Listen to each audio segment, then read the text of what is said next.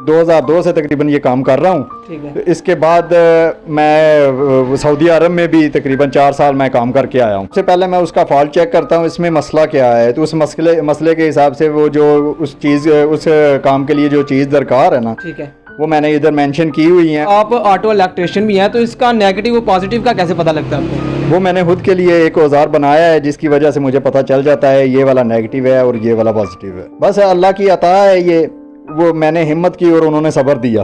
ठीक है। मैं बस अल्हम्दुलिल्लाह जिस हाल में भी हो, शुक्र अल्लाह का, बहुत से इंसानों से बेहतर हूँ और खुशहाल ज़िंदगी अपनी अल्हम्दुलिल्लाह गुजार रहा हूँ। सियाल प्लस न्यूज़ की मज़ीद वीडियोस देखने के लिए और ख़बरों से बाखबर रहने के लिए हमारे चैनल सियाल प्लस न्यूज़ को सब्सक्राइब कीजिए और बेल आइकन के बटन पर क्लिक कीजिए ताकि आने वाली तमाम वीडियोस का नोटिफिकेशन आप तक पहुंच सके।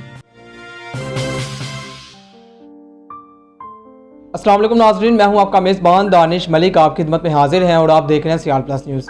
नाज़रीन, आज हम मौजूद हैं सियालकोट के गांव बगवाल वाना के अंदर और आज आपकी मुलाकात करवाएंगे इरफान भाई से, जो अपनी दोनों आंखों से महरूम है, लेकिन आंखों से महरूम होने के बावजूद भी ये अपना रिज़्क़ हलाल कमा रहे हैं। ये ऑटो इलेक्ट्रिशियन और ऑटो मैकेनिक का काम कर रहे हैं। ये इनसे जानते हैं कि ये कब से ये काम कर रहे हैं। अस्सलाम वालेकुम। जी वालेकुम अस्सलाम।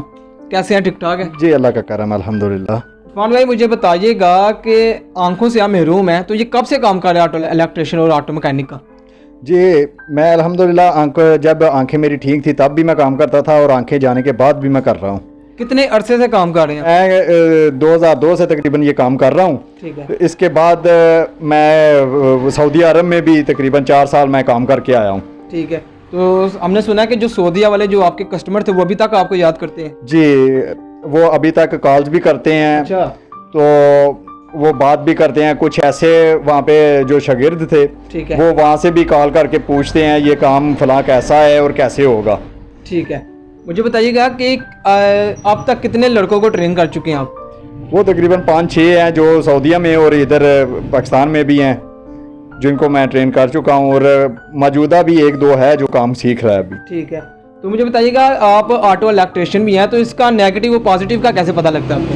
वो मैंने खुद के लिए एक औजार बनाया है जिसकी वजह से मुझे पता चल जाता है ये वाला नेगेटिव है और ये वाला पॉजिटिव है। आपने इंटरव्यू से पहले मुझे बताया कि एक हादसे के बाद आप आंखों से महरूम हो गए, क्या वजह हुई थी?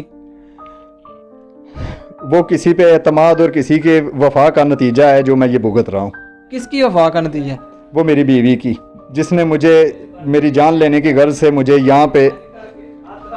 यहाँ पे गोली मारी ठीक और है। जो इस साइड से निकल गई। अल्लाह के करम से जान तो बच गई लेकिन मेरी आंखें चली गईं। बस कोई भी इंसान जो किसी के साथ वफा करता हो और उससे ऐसा रिस्पांस मिले वो तो अंदर से टूट जाएगा। तो जब आपको होश आई तो दोबारा से कैसे ख्याल आया कि दोबारा ज़िंदगी जीनी है आपने? बस अल्लाह की अता है ये, वो मैंने हिम्मत की और उन्होंने सब्र दिया। ठीक है। मैं बस अल्हम्दुलिल्लाह जिस हाल में भी हो, शुक्र अल्लाह का, बहुत से इंसानों से बेहतर हूँ और खुशहाल ज़िंदगी अपनी अल्हम्दुलिल्लाह गुजार रहा हूँ। ठीक है। तो आंखों से महरूम होने के बाद घर वालों का या जो दोस्त थे उनकी तरफ से कैसा रिस्पॉन्स था? क्योंकि जो मेरे घर वाले हैं, मैं तो उनका ब्लड रिलेशन हूँ। ठीक है। ठीक है, वो मुझे छोड़ नहीं सकते किसी हाल में भी और मुझे सबसे ज़्यादा अप्रिशिएट करने वाले, हौसला देने वाले और साथ चलने वाले मेरे घर वाले हैं। ठीक है। और जो मुआशरे के लोग हैं वो उनकी सोच पे है, वो जैसी सोच है वो वैसा रिस्पांस देते हैं। ठीक है। मुझे बताइएगा कि आपका इलाज है ये पाकिस्तान में नहीं है? नहीं, ये पाकिस्तान में नहीं है। पाकिस्तान में मैं तकरीबन हर हॉस्पिटल में जा चुका हूँ। ठीक है। उनके पास मेरा इलाज मौजूद नहीं है। ठीक है। तो ये पाकिस्तान से बाहर इलाज है ये? जी, पाकिस्तान के बाहर श्रीलंका में इसका इलाज है, रशिया में इसका इलाज है। ठीक है। तो कितने पैसे लगेंगे इसके? वो उसकी अमाउंट थोड़ी ज़्यादा है, जो 20 से 25 लाख के राउंड बाउंड है। इससे ज़्यादा भी हो सकता है और इससे कम भी हो सकता है। ये तो वहाँ पे जाने से। ठीक है। वो अच्छा, confirm हम होगा। देख रहे हैं यहाँ पे ना कुछ चीज़ें वगैरह भी लगी हुई हैं, यहाँ पे सामान वगैरह। अगर कोई आता है, कोई कस्टमर आता है, तो उससे कैसे डील करते हैं आप? जी, वो सबसे पहले मैं उसका फॉल्ट चेक करता हूँ, इसमें मसला क्या है, तो उस मसले के हिसाब से वो जो उस काम के लिए जो चीज़ दरकार है ना, ठीक है, वो मैंने इधर मेंशन की हुई हैं। वो मैं खुद लेता हूँ और ख़ुद उसको उसको लगाता हूँ गाड़ी में। ठीक है। मुझे बताइएगा कि कुछ लोग होते हैं, अगर उनमें कोई मसला मसाइल आ जाए तो वो मांगना शुरू कर देते हैं।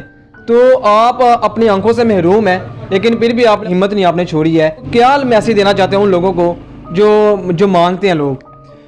उन मांगने वालों के लिए बस यही एक मैसेज है कि भाई मांगना अच्छी बात नहीं है, इससे अंदर का ज़र्फ ख़त्म हो जाता है, इज़्ज़त नहीं रहती। मेहनत करो, मेहनत में अज़मत है, बरकत भी है और रिज़्क़ हलाल भी है, और रिज़्क़ हलाल एक इबादत है।